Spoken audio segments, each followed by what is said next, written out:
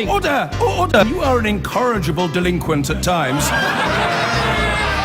Behave yourself, man!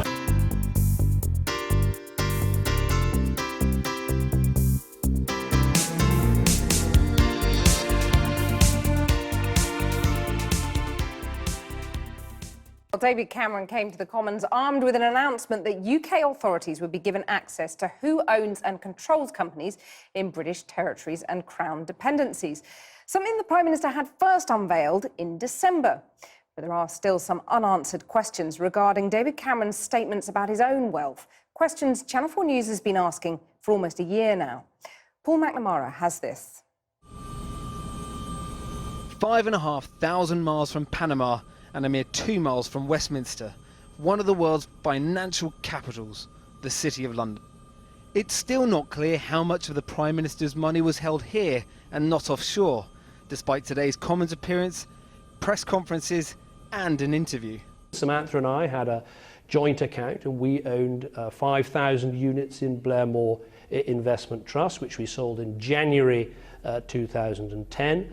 That was worth something like £30,000. So we know that the Prime Minister definitely invested in the one fund which he was asked about. He was very specific. He made a profit on his investment in Blairmore Holdings, but he didn't mention any others. So the question is, has the Prime Minister ever invested in any other offshore funds? Alongside Blairmore, last week Channel 4 News revealed that David Cameron's father was a director of 2 other offshore funds, Close International and the PMG Eagle Fund. He also owned thousands of shares in them, so another question remains. Did the Prime Minister ever invest in either of these 2 other funds his father was involved in, either the Close International Equity Growth Fund or the PMG Eagle Fund? If he did, it might provide answer to some questions his recently published tax returns threw up. Questions about the tens of thousands of pounds he didn't go into detail on.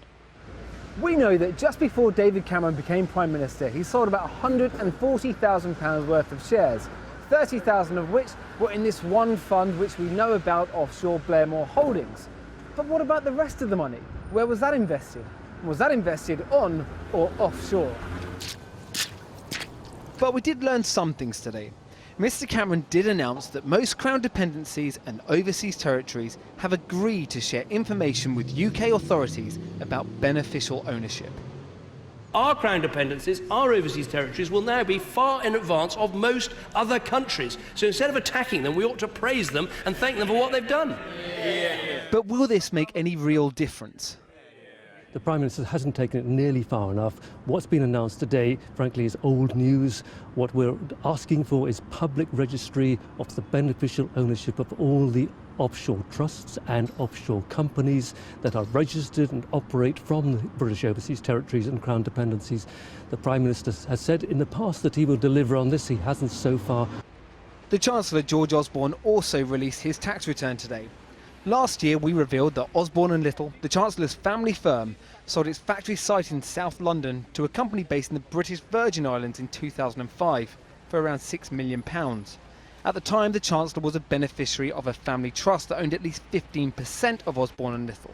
So has the Chancellor ever profited from offshore business dealings?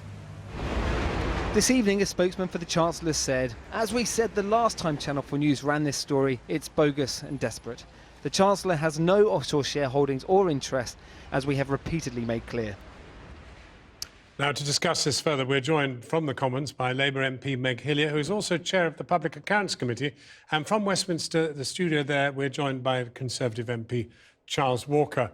And Meg Hillier, do you now sense that the question of the individual issues surrounding David Cameron, and indeed George Osborne for that matter, that's it? They haven't broken the law, have they?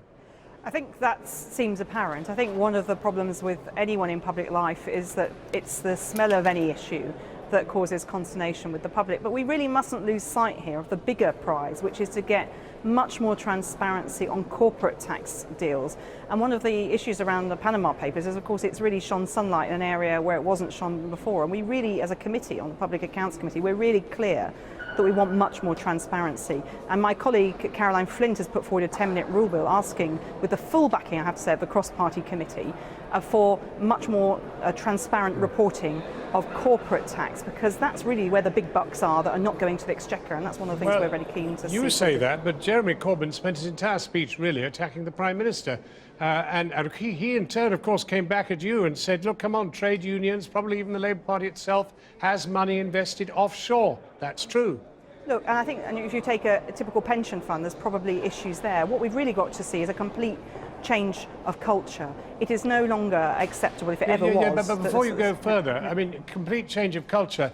It's all very well you're attacking each other for doing the same thing. But if you let me finish, a complete change of culture so that it is no longer seen as acceptable to hide away where people are making investments and what tax they're paying. And that's something that we should have, hopefully, and we have on my committee some quite strong cross-party agreement on. But it is, remember, those corporate taxpayers who are playing multinational tax games, if you like, to make sure that they're avoiding tax where they can, need to be tackled too. And we just mustn't in all of this lose sight of that, where there's really billions of pounds worth of money potentially available to tax regimes around the world. Charles Walker, we get this announcement, second time round. We had it in December, now we've had it again, that there's going to be this opening of the books by the people who run these tax havens in these offshore islands and the rest of it, that the British government still has some degree of tutelage over. Now, the question is, how transparent is this actually going to be? Well, I think the Prime Minister set out a series of plans and proposals and policies today that he will be judged on. But I think actually the Prime Minister's statement got to the heart of the issue, is what is acceptable, what is tax avoidance, for example, investing in pensions, ISAs, and what is aggressive tax avoidance. And I think that is where we need to focus the political debate. We know tax evasion is illegal, but what is aggressive tax avoidance and how tolerant of that should we be, and do we need to change the law around it? And that is for Parliament to do. The issue, though, too, which is in this big announcement about transparency and these tax havens, is, are we really ever getting to the bottom? Because we don't believe it. There is no evidence whatever, that anybody is going to be allowed access to this stuff.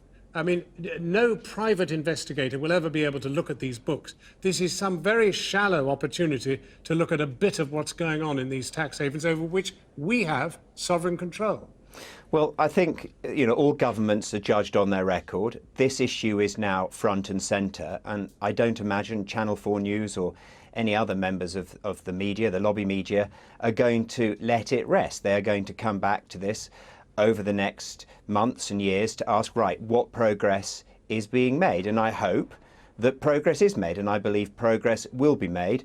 But of course, it's too early to judge on that, given that the Prime Minister only made his statement a few hours ago. OK, well, let's Meg Hiller, let's just try and get some quick answers. I mean, is offshore activity by British taxpayers allowable?